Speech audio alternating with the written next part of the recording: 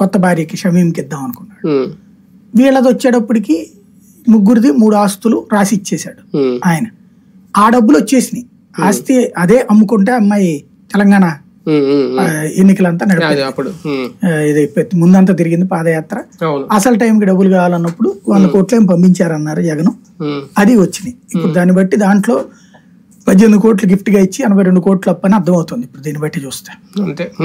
అది అవుతుంది. అప్పుడే మనం అనుకున్నాం 100 కోట్ల దాకా ఇచ్చాడు. సీన్ కట్ చేస్తే ఇప్పుడు అమ్మాయి అడుగుతున్నది ఏంటి, జగన్ సంపాదించుకున్న ఆస్తులో కూడా వాటి అడుగుతుంది. గొడవ అంతా తను నిన్న మాట్లాడిన దాన్ని బట్టి అర్థమైంది ఏంటంటే గిఫ్ట్ గా ఇస్తారు అనుకుంటారంటే ఏం గిఫ్ట్ గా ఇవ్వాలి నీకు? ఇప్పుడు నీకు నీ అత్తారింటి ఆస్తి కావాలా, పుట్టింటి ఆస్తి కావాలా? పుట్టింటి ఆస్తి నీకు వచ్చేసింది, నీ వాటా నీకు, ఇంకేం వాటా రావాలి బేసిక్ గా? అంటే జగన్ సంపాదించుకున్నదంతా మా నాన్న పేరు మీదే కాబట్టి నాకు ఇచ్చేయాలి. జగన్ మా నాన్న పేరు మీద పార్టీ నడిపాడు కాబట్టి అది ఇచ్చేసేయాలి ఆస్తి.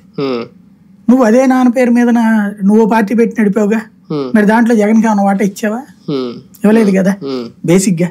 అదొక విచిత్రం. ఇప్పుడు ఆ లెక్కనైతే తెలుగుదేశం పార్టీ ఆస్తి ఎవరు క్లెయిమ్ చేయాలి? బాలకృష్ణ క్లెయిమ్ చేయాలి. చంద్రబాబు నాయుడు, లోకేష్ ఎట్లా క్లెయిమ్ చేస్తున్నారు? అది అనేయడానికి అని అర్థం ఉండాలి కదా. ఇప్పుడు ఇంకా వేరే ఎక్కడికో వెళ్ళక్కర్లా, ఇది ఒకటే కనబడుతుంది కదా.